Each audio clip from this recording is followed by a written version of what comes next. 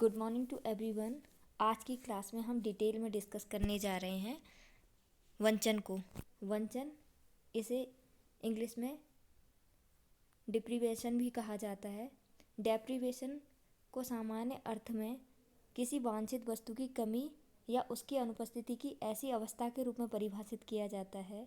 जो व्यक्ति की आंतरिक शक्तियों यानी कि इनर पोटेंशियल के विकास में बाधक सिद्ध होती हैं। यानी कि जनरली अगर हम इसे लैंग्वेज में डिफ़ाइन करें तो ये एक ऐसी कमी की अवस्था है या एक ऐसी जो वांछित वस्तु है उसकी अनुपस्थिति की अवस्था है जो हमारे इनर पोटेंशियल के डेवलपमेंट में बैरियर है। ये तो बात हुई इसकी सामान्य अर्थ की। अब हम इसे मनोवैज्ञानिक भाषा में अगर परिभाषित करें तो सिन्हा 1982 एंड त्रिपाठी 1982 ने अपने शब्दों में परिभाषित करते हुए वंचन को कहा है कि किसी व्यक्ति के वातावरण में अभाव की अवस्था जो व्यक्ति के स्वाभाविक विकास में बाधक सिद्ध हो को वंचन कहा जाता है। अब यहाँ पर वंचन के अर्थ और परिभाषा दोनों को हमने डिटेल में क्लियर कर लिया है। अब हम इसके जो सामान्यतः इसको मनोवैज्ञानिकों ने जो इसके टाइप्स बताए हैं या जो इसको कैटेगरी में डिवाइड किया है हम उसको डिटेल में डिस्कस करेंगे। अब हम इसके प्रकार की बात करें तो सबसे पहले मनोवैज्ञानिकों ने इसे दो सामान्य श्रेणियों में बांटा था। पहली श्रेणी थी हमारी रिलेटिव डेप्रीवेशन की, यानी कि इसको हिंदी में सापेक्ष वंचन भी कहा जाता है। और दूसरी कैटेगरी थी प्रवर्धित वंचन यानी कि प्रोलॉन्ग्ड डेप्रीवेशन। अब हम इनको यहाँ पर ये भी समझ लेते हैं कि प्रोलॉन्ग्ड डेप्रीवेशन क्या है और रिलेटिव डेप्रीवेशन क्या है। सबसे पहले हम बात करते हैं रिलेटिव डेप्रीवेशन की। रिलेटिव डेप्रीवेशन का तात्पर्य इस बात से है कि एक ऐसा वंचन जिसमें हम अपनी तुलना उस व्यक्ति के साथ करते हैं जिसके साथ हम अपनी तुलना करना उचित समझते हैं की तुलना में जब हम कुछ अभाव का अनुभव करते हैं तो इसे सापेक्ष वंचन कहा जाता है। फॉर एग्जाम्पल, अगर दो दोस्त हैं जो दोनों मिडिल क्लास फैमिली से अगर बिलोंग करते हैं, अगर किसी एक दोस्त के घर पर फ्रिज है और उसी की तुलना में अगर दूसरे दोस्त के पास या उसके घर में फ्रिज नहीं है, अगर एक दोस्त दूसरे दोस्त के घर में फ्रिज देखकर अगर ये महसूस करता है या ये अनुभव करता है कि उसके घर में भी एक ऐसा ही फ्रिज होना चाहिए, तो ये कहीं ना कहीं रिलेटिव डेप्रीवेशन का उदाहरण कहलाएगा। अब हम दूसरा प्रोलॉन्ग डेप्रीवेशन की बात को यहाँ पे क्लियर करते हैं। प्रोलॉन्ग डेप्रीवेशन से तात्पर्य इस बात से है जिसमें व्यक्ति किसी वांछित वस्तु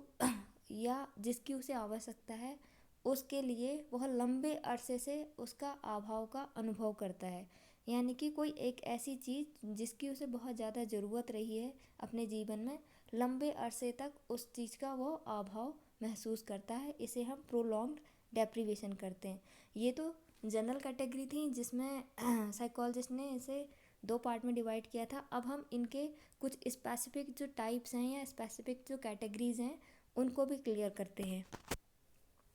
स्पेसिफिक कैटेगरी में सबसे ज़्यादा इम्पोर्टेंट 3 डेप्रीवेशन को रखा गया है, जिसमें सबसे पहला इमोशनल डेप्रीवेशन, दूसरा कल्चरल डेप्रीवेशन और थर्ड इम्पोर्टेंट इकोनॉमिक डेप्रीवेशन। हम इन तीनों को भी दो दो लाइन में क्लियर करते हैं। इमोशनल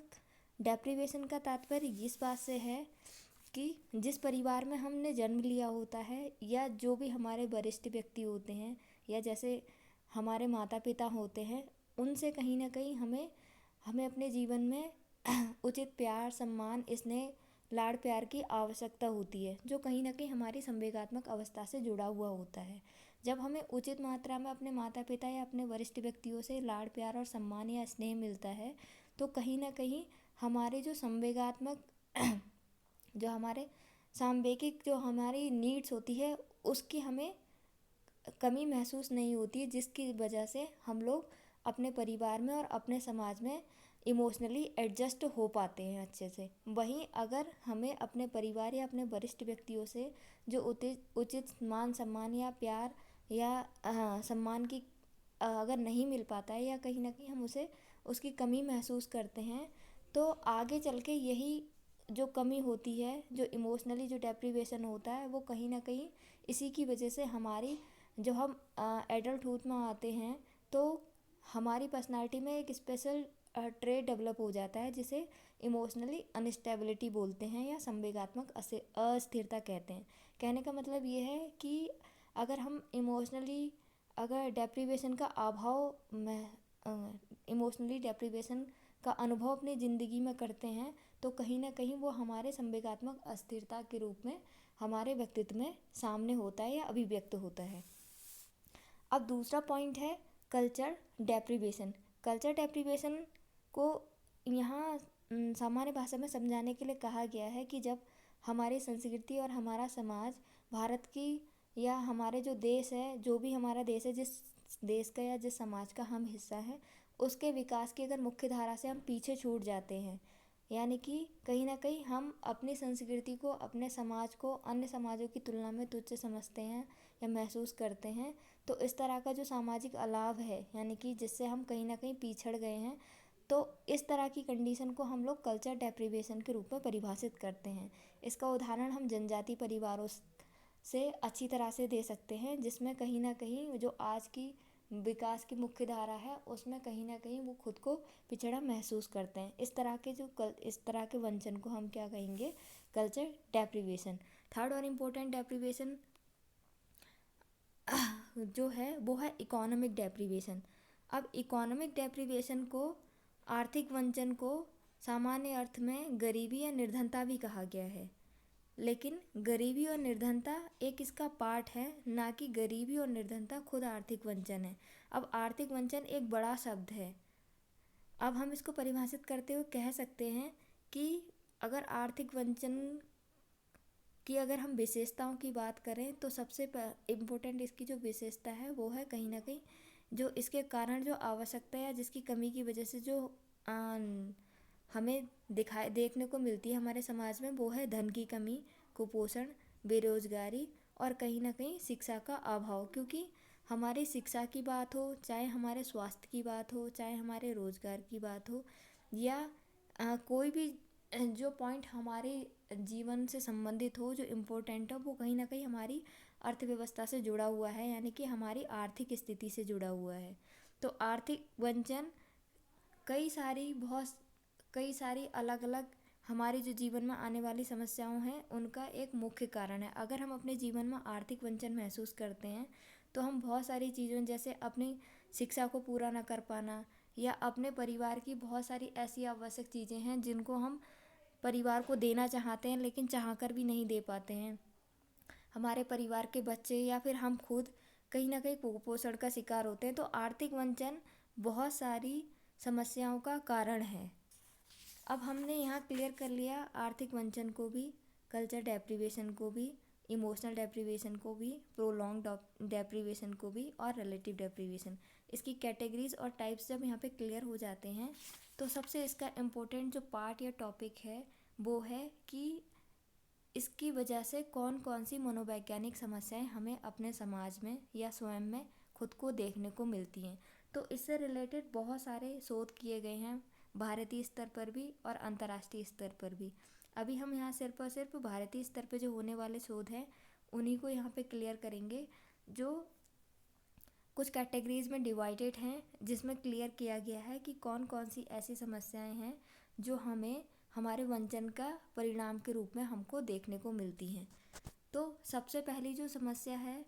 उसको रखा गया है, जो हमारा प्रेरणात्मक पैटर्न है उससे संबंधित जो समस्याएं हैं उनको क्लियर किया गया है। मतलब वैसी प्रॉब्लम्स जो रिलेटेड हैं हमारे मोटिवेशनल पैटर्न से। इसमें बहुत सारे रिसर्च किए गए हैं जिसमें देखा गया है कि हमारा जो प्रेरणात्मक पैटर्न्स हैं उस पर क्या नकारात्मक प्रभाव पड़ता है। जाहिर सी बात है कभी भी वंचन का सकारात्मक प्रभाव देखने को नहीं मिलेगा। इससे जैसी भी समस्याएं उत्पन्न होंगी वो कहीं ना कहीं नकारात्मक ही होंगी। अब हम यहाँ सबसे पहले बात करते हैं सिन्हा एंड मिश्रा की, जिन्होंने 1982 में, पारिक 1970 में और मेहता एंड मेहता 1974 में इन्होंने एक रिसर्च किया था जिसमें इन्होंने अपने रिसर्च में देखा था कि वंचन यानी कि डेप्रीवेशन की वजह से सबसे ज़्यादा जो समस्या देखने को मिलती है वो है नीड ऑफ अचीवमेंट्स। इसमें कहीं ना कहीं कमी आ जाती है और इसके साथ साथ जो व्यक्ति वंचन को अनुभव करते हैं या अपने जीवन में वंचन को महसूस करते हैं, उनमें जो उनके पर्सनालिटी जो ट्रेड्स होते हैं उसमें बेसिकली नीड्स ऑफ डिपेंडेंसी देखने को मिली गई है, यानी कि उनमें दूसरों के ऊपर निर्भर रहने की आवश्यकता में वृद्धि हो जाती है। इसके साथ साथ एक और उनका पर्सनालिटी ट्रेड है, वो है ओवर सजेस्टिबिलिटी, यानी कि वह दूसरों के सुझावों को यूं ही ग्रहण कर लेते हैं बिना अपना कोई भी तर्क लगाए हुए। इसके साथ साथ बहुत सारी उनमें एडजस्टमेंट प्रॉब्लम यानी कि समायोजन संबंधित समस्याएं भी उत्पन्न होती हैं। इसी के साथ एक और रिसर्च किया गया था जिसमें सिन्हा 1969 ने एक रिसर्च किया था और उन्होंने अपने शोध के परिणाम में देखा कि जो व्यक्ति वंचन का अनुभव करते हैं अन्य व्यक्तियों की तुलना में उनमें आकांक्षा का स्तर यानी कि लेवल ऑफ एस्पिरेशन कहीं ना कहीं कम हो जाता है। इसके अलावा रथ 1974 ने और सिन्हा 1983 ने इन्होंने भी एक रिसर्च किया था। इन्होंने अपने शोध में देखा गया था जो वंचित समूह था यानी कि जो डिप्राइवेट ग्रुप था उसमें अन्य जो वंचित समूह के व्यक्ति नहीं थे उनकी तुलना में आत्मसंपर्क यानी कि सेल्फ कॉन्सेप्ट और निगेटिव सेल्फ कॉन्सेप्ट के साथ साथ उन्होंने सेल्फ इस्टीम की कमी यानी कि आत्मसम्मान की कमी को भी देखा। इसके साथ साथ जो वंचित समूह था यानी कि जो डिप्राइवेट ग्रुप था उसमें उसके जो पर्सनालिटी ट्रेड में सबसे ज़्यादा जो देखा गया वो था भाग्यवादिता, निराशावाद, लाचारी, आत्मदया यानी कि सेल्फ पिटी और उसके साथ साथ भाव शून्यता यानी कि अपैथी जैसी गंभीर समस्याएं देखने को पाई गई थी। अब ये कुछ इम्पोर्टेंट थे जो उनके मोटिवेशनल पैटर्न से जुड़े हुए थे, जिसमें सबसे ज़्यादा need of dependency, level of aspiration की कमी और सेल्फ इस्टीम की कमी, अपैथी और लेवल ऑफ एस्पिरेशन की कमी, ऐसी बहुत सारी जो छोटी छोटी समस्याएं थी। और सबसे ज़्यादा इम्पोर्टेंट एडजस्टमेंट प्रॉब्लम, यानी कि कहीं ना कहीं अगर हम किसी भी वंचन से अगर लंबे अरसे तक हम किसी चीज़ का वंचन महसूस करते हैं तो हमारे जो व्यक्तित्व के गुणों में यानी कि जो हमारे व्यक्तित्व के गुणों में जो फोकस करते हैं मोटिवेशनल पैटर्न में, इनसे रिलेटेड इशू यानी कि इनसे रिलेटेड प्रॉब्लम्स भी देखने को मिलती हैं। अब हम इसके अलावा जो दूसरा इम्पोर्टेंट है मनोवैज्ञानिक समस्या वो देखने को मिलती है हमारे एकेडमिक अचीवमेंट से, यानी कि problem related to academic achievement. शैक्षिक उपलब्धि से संबंधित समस्याओं के संबंध में भी बहुत सारे शोध किए गए जिसमें देखा गया, और ये शोध ऐसे थे कि जिसमें दो समूहों के बीच में तुलना करके देखा गया था कि अन्य समूह जो वंचित नहीं है और दूसरा समूह जो वंचित समूह है, दोनों में इन समस्याओं को लेके क्या क्या इशू देखे गए और इनका क्या क्या परिणाम प्राप्त हुआ। अब हम इसमें बात करते हैं सबसे पहले रथ, दास एंड दास 1979 ने इन्होंने एक स्टडी की थी, एक रिसर्च किया था जिसमें इन्होंने दो तरह के समूह लिए थे। एक जो ब्राह्मण वर्ग से आते थे यानी कि जो उच्च कुलीन वर्ग के बच्चे थे यानी कि जो विद्यार्थी थे वो उच्च कुलीन वर्ग से थे, और दूसरे ऐसे थे जो कहते हैं निम्न वर्गीय या फिर कह सकते हैं अनुसूचित जनजाति परिवारों से या अनुसूचित जाति परिवारों से आते थे। इन्होंने अपने इन तुलनात्मक समूहों में देखा कि जो ब्राह्मण बच्चे थे या उच्च कुलीन बच्चे थे उनकी तुलना में जो निम्न कुलीन जो बच्चे थे उनमें अपनी कहते हैं क्लास में परफॉर्मेंस की बात की जाए या फिर कहते हैं एडजस्टमेंट की बात की जाए, दोनों में उनमें दोनों ही स्तरों पे उनमें निम्नता देखी गई थी। यानी कि कहीं ना कहीं जो ब्राह्मण वर्गीय बच्चे थे उनका एकेडमिक परफॉर्मेंस उन वंचित समूह के जो अनुसूचित जनजाति के बच्चे थे उनकी तुलना में श्रेष्ठ पाया गया था। इसी की तरह से एक और रिसर्च किया गया था पांडे 1980 में पांडे ने अपने जो शोध में देखा था, उन्होंने देखा कि जो वंचित समूह के जो बच्चे थे उनमें प्रमुख रूप से जो समस्याएं देखी गई थी, उनमें जो प्रधान समस्याएं थी वो थी स्कूल में साथियों के साथ कुसमायोजन यानी कि मॉल एडजस्टमेंट बिहेवियर, वर्ग में ज़्यादातर अनुपस्थित रहना यानी कि क्लास को बंक करना, और इसके अलावा एक ही कक्षा में कई बार असफल होना यानी कि मैनी टाइम्स अपने क्लास में फेल होना, और स्कूल में शिक्षकों के साथ कुसमायोजित व्यवहार करना, यानी कि जो स्टूडेंट टीचर रिलेशन है वो भी कहीं ना कहीं इन बच्चों का खराब पाया गया। और इसके साथ साथ इमोशनल इनस्टेबिलिटी, यानी कि ये सांवेगिक रूप से अस्थिर पाए गए थे। अब पांडे 1980 के इन रिसर्चों में जो पाए गए जितने भी परिणाम थे उनकी पुष्टि अन्नामलाई 1982 ने अपने शोध में भी की थी। अब यहाँ पे ये चीज़ क्लियर हो जाता है कि अगर हम किसी चीज़ का अभाव अनुभव करते हैं या बहुत समय तक वंचित रहते हैं तो उसका कहीं ना कहीं जो नकारात्मक प्रभाव है वो हमारी शैक्षिक उपलब्धि पर भी पड़ता है। इसके अलावा और भी कई सारे रिसर्च किए गए हैं, लेकिन एक और इम्पोर्टेंट जो तीसरे टाइप से जो कैटेगराइज किया है भारतीय मनोवैज्ञानिकों ने वो है हमारा problem related to cognitive pattern, यानी कि हमारे संज्ञानात्मक पैटर्न से संबंधित समस्याएं। अब इसमें जो अध्ययन किए गए थे उसमें देखा गया था कि जो कॉग्निटिव पैटर्न्स हैं, स्पेशली हमारा इंटेलिजेंस यानी कि हमारा आईक्यू लेवल और हमारा परसेप्शन, कॉम्प्रिहेंशन, ये जितनी भी जो क्षमताएं हैं वो कहीं ना कहीं हमारी क्या होती है, वंचन के कारण नकारात्मक रूप से प्रभावित होती हैं। अब इसमें एक रिसर्च किया गया था।